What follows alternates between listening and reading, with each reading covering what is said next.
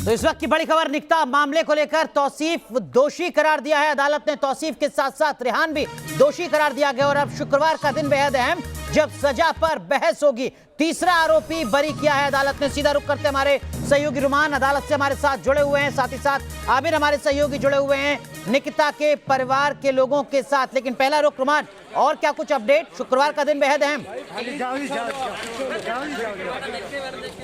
देखिए, बिल्कुल शुक्रवार के दिन क्वांटम सेंटेंस पर बहस होगी। ये देखा जाएगा कि क्या ये रेयर ऑफ रेयरेस्ट का मामला है और तौसीफ और रेहान को क्या सज़ा दी जाए। हालांकि परिवार का कहना है कि फांसी से कम उनको कोई सज़ा भी पूरी नहीं पड़ेगी, क्योंकि निकिता को इंसाफ दिलाने की लड़ाई वो लगातार लड़ रहे थे और दूसरी तरफ काफ़ी रसूखदार फैमिली थी। इस पूरे मामले में तौसीफ और रेहान को हत्या, आपराधिक साजिश, कॉमन इंटेंशन, अपहरण करने की कोशिश, जबरन शादी कराने की कोशिश के मामले में आरोपी करार दिया गया है, दोषी करार दिया गया है। अदालत ने सीधे तौर पर दोषी करार दिया है। और तीसरा आरोपी जो अजरुद्दीन था, जिसके ऊपर यह आरोप था कि उसने रेहान को हथियार मुहैया कराया था, उसको फिलहाल बरी कर दिया गया है। अब किस आधार पर ये तमाम चीजें हुई हैं, कोर्ट का ऑर्डर आने के बाद ये पूरी तरह से साफ हो जाएगा। जिसके बाद सीधे तौर पर निकिता के पिता से हमने बात की, पहला रिएक्शन लिया जो न्यूज नेशन ने उनसे लिया। उनका कहना था कि वो न्यायपालिका का सम्मान करते हैं और उनको पूरा भरोसा है कि शुक्रवार को जब क्वांटम सेंटेंस होगा तब उनको पूरी तरह से इंसाफ मिल जाएगा। बिल्कुल, लेकिन इंसाफ के लिए मांग किस तरीके की है? आमिर का रुख करते हैं हमारे सहयोगी जिनके साथ निकिता की मां मौजूद हैं।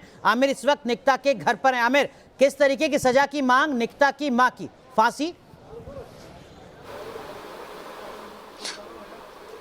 देखिए बिल्कुल, और कि ये फांसी से एक चीज भी कम नहीं चाहिए। परिवार का लगातार कहना है, पिता से भी बातचीत हुई, माता जी से भी बातचीत, एक बार फिर से पूछते हैं क्या जो सजा का ऐलान हुआ है 26 तारीख को सजा बता दी जाएगी, क्या क्या दिया जा रहा है? आप लोगों की क्या मांग रही है और क्या आप लोग चाहते हैं? हमारी शुरू से ही मांग रही है फांसी की, उससे कम हम चाहते ही नहीं हैं और फांसी ही चाहते हैं। और हमें न्याय प्रक्रिया पर भरोसा है अभी भी पूरा कि वो न्याय दिला देंगे। लेकिन एक सर्टिफिकेट अनुराग हम देख रहे थे कि जिसने हमें खुद परेशान कर दिया इस बात को लेकर के कि एक बच्ची जिसने बेहतरीन पढ़ाई की और उसके बाद वो अपना रिजल्ट नहीं देख पाई। न्यूज नेशन पे आपको एक्सक्लूसिव वो रिजल्ट दिखाना चाहते हैं जिसमें उसके 95% मार्क्स हैं। निकिता बेचारी नहीं देख पाई इस रिजल्ट को, उसके मार्क्स जो है 95% उसके मार्क्स आए हैं। कैसा लगा आपको जब निकिता के 95% मार्क्स आए? रिजल्ट आपके हाथ में है लेकिन निकिता इसको देख नहीं पाई। देखो, रिजल्ट तो हमेशा उसका 90 अबव ही रहा है, उससे कम तो कभी भी उसने नर्सरी से बीकॉम फाइनल तक हमें कम दिखाया ही नहीं है। तो रिजल्ट तो हमारे लिए हमेशा ही 95, 96 और 95, 96 रहा है। लेकिन ये हमारे लिए सबसे बड़ी, ज़िंदगी में सबसे बड़े दुख की बात है कि आज मेरी बेटी नहीं है और वो इस अपने रिजल्ट को नहीं देख पाई है। इस मेरे लिए और क्या दुख की बात हो सकती है? मेरी ज़िंदगी में इससे और कोई दुख की बात नहीं हो सकती और कोई भी खुशी मेरे इस दुख को कम नहीं करेगी। मेरी ज़िंदगी पूरी ख़त्म हो जाएगी इसी दुख के साथ में। मैं और क्या आपको बताऊँ अपनी, मेरी ज़िंदगी ख़त्म हो जाएगी लेकिन मेरा कोई भी खुशी मेरी ज़िंदगी में आने वाली इस मेरे दुख को कम नहीं करेगी। मेरे लिए सबसे दुख की बात यही है कि आज मेरी बेटी नहीं है और उसकी जगह मैं लेकर बैठी हूँ। अनुराग, जिस समय ये रिजल्ट जब पेपर चल रहे थे तभी का ये हुआ था, इस तरह से हत्याकांड उसके साथ हुआ था। उस समय निकिता पेपर दे रही थी, फाइनल ईयर मेरे ख्याल से था, लास्ट पेपर था, आखिरी पेपर था। और आपको बताएं कि ये वही माँ है जो निकिता से महज 200 मीटर की दूरी पर मौजूद थी और लेने अपनी बेटी को जा रही थी। निकिता ने फोन किया था कि माँ मुझे ले लीजिए आकर के, ये उसी के पास जा रही थी और महज 50 मीटर का फासला रह गया था उनसे उनका मिलने का। क्या हुआ था उस समय? क्या अगर हम फिर से आपसे, हम आपके दुख दर्द समझ सकते हैं, आंसू आपके निकल रहे हैं, लेकिन क्या हुआ था उस समय जब आप लेने गई थी निकिता को? निकिता का फोन डेली पेपर के बाद आता था, भाई साथ जाता था। उस दिन मैं और भाई बेटा दोनों थे। पेपर के बाद उसका फ़ोन आया, हम तुरंत चल दिए हैं। बस हम 50 गज की दूरी पर ही थे तभी फ़ोन उल्टा आ गया कि ऐसा हो गया। तो बस फिर हमें कुछ होश आवास नहीं रहा। आपके सामने ये इस तरह का हत्याकांड करके वो निकला था तौसीफ, और दोनों जो गाड़ियाँ निकली थी जो दिखाई दे रही है उसमें हाँ, वो जैसे ही हम रोड पे उतरे हैं उनकी गाड़ी हमारे सामने से गई है और उसमें उस टाइम मास्क और स्वापी तौसीफ के कोई नहीं थी, इसलिए हमने उसे पहचान लिया था। तो तभी हमें बस हो गया था कि मतलब कुछ गड़बड़ ज़्यादा हो गई है, इसका मतलब। तो ये आमिर- माँ है आमिर, एक जिसने जरा चीज़ ये 5 समझने की महीने कोशिश तक लड़ाई कीजिए तो निकिता लड़ी की ही माँ है, से लेकिन कि सोचिए इस जरा। पूरी कानूनी लड़ाई के दरमियान, इस पूरी अदालती लड़ाई के दरमियान क्या उन पर किसी तरीके का दबाव बनाने की कोशिश की गई, समझौता सुलह करने की कोशिश की गई, किस तरीके का पूरा वो मानसिक पीड़ा के तौर पर सफर रहा? देखिए, ये एक महत्वपूर्ण सवाल हमारे पास से आया है, स्टूडियो से आया है कि उस समय का दर्द, खासतौर पे 5 महीने किस तरह से आप पर दबाव बनाने की कोशिश की, क्या कुछ ऐसा किया गया आपके साथ कि इस केस को वापस ले लीजिए, या पैसे देने की, लालच देने की बातचीत की गई, क्योंकि कहा जाता है कि लड़का रसूखदार परिवार से। हाँ जी, बिल्कुल। पॉलिटिकल पावर भी है उनके पास, पैसे की पावर भी है और हमारे ऊपर तरह तरह के दबाव भी डाले गए हैं, लेकिन हम बेटी के न्याय के लिए अंतिम सांस तक लड़ेंगे। हमें ना पैसा, किस तरह का दबाव डाला गया आपके ऊपर? यही है कि पैसा ले लो, अपनी पॉलिटिकल पावर भी दिखाई, लेकिन हमने कह दिया अगर हमारी सांस रहेगी तब तक हम बेटी के लिए लड़ेंगे और हम बेटी के लिए न्याय आखिरी सांस तक मांगते रहेंगे और न्याय दिलवा कर ही बैठेंगे। आमिर, लगभग 5 महीने के अंदर अदालत की तरफ से फैसला आया है। क्या निकिता की मां को लगता है कि ये एक नजीर बनेगा, क्योंकि इस देश में सालों नहीं दशकों इंतजार करना पड़ता है अदालत से फैसले के लिए? फैसले को लेकर के आप क्या मानती हैं? क्या आपको लगता है कि फैसला सही समय पर आ गया, क्योंकि सालों तक फैसले नहीं आ पाते हैं और उम्र निकल जाती है फैसला कोर्ट से आने में? आपको लगता है फास्ट ट्रैक के इस कोर्ट के फैसले से आप संतुष्ट हैं कि इतनी जल्दी फैसला आया? हाँ, संतुष्ट है। प्रशासन पर भी भरोसा है और न्याय प्रक्रिया पर अभी भी भरोसा है हमें। निकिता को न्याय जरूर मिलेगा। 26 तारीख को आप क्या मान रही हैं, क्या फैसला हो सकता है न्यायालय का?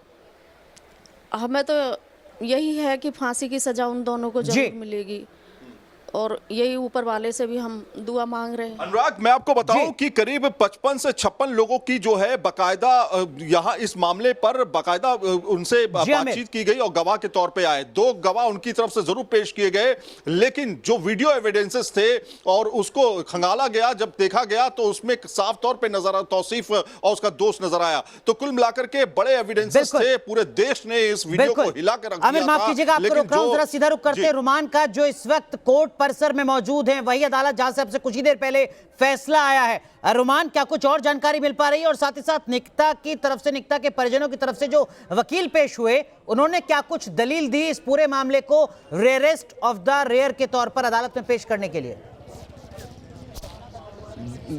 देखिए, बिल्कुल निकिता को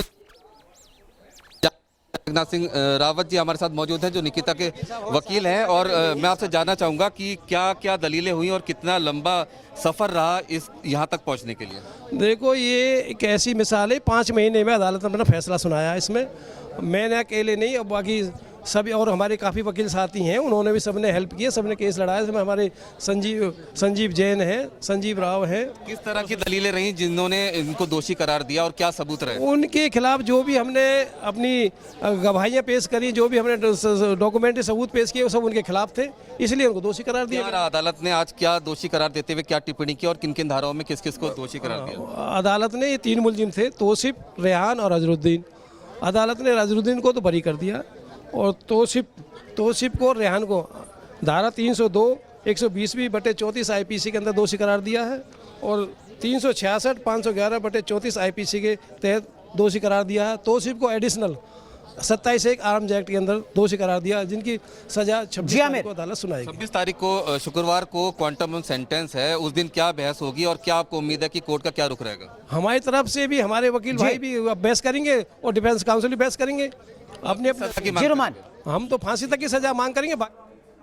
बिल्कुल रुमान, माफ कीजिएगा, एक बार फिर आपका रुख करेंगे, लेकिन एक बार फिर रुख करते हैं निकिता के घर का। आमिर हमारे सहयोगी हमारे साथ इस वक्त जुड़े हुए हैं, निकिता की मां भी उनके साथ मौजूद हैं। आमिर, ये जो तीसरा आरोपी जिसको अदालत ने फिलहाल बरी किया है, इसको लेकर क्या कानूनी लड़ाई और आगे लेकर जाएगा निकिता का परिवार? ये एक अहम सवाल है क्योंकि हथियार प्रोवाइड कराना भी उसी जुर्म में शामिल होना चाहिए जिस तरह से हत्या की गई और हत्या की साजिश रची गई। नितिका की मां हमारे साथ मौजूद हैं। तीसरा जो अभी एक आरोपी जिसको बताया गया, जिसको फिलहाल अभी बरी कर दिया गया है, अजरुद्दीन, उसको रिहा कर दिया गया है। उसके पास उस खिलाफ कोई एविडेंसेस नहीं निकले, हथियार बताया गया था, उसी के माध्यम से प्रोवाइड किया गया था। आपको क्या लगता है कि सजा में कोई कमी रह गई है? क्या एविडेंसेस कमी छुपाए गए हैं या इस वजह से हुआ ये मामला? सज़ा तो उसको होनी चाहिए थी, बिल्कुल। ये तो कमी लग रही है हमें। सज़ा तो उसको भी होनी, दोषी तो वो भी है, हथियार है उस पर तो दोषी तो है, सज़ा उसको भी होनी चाहिए थी।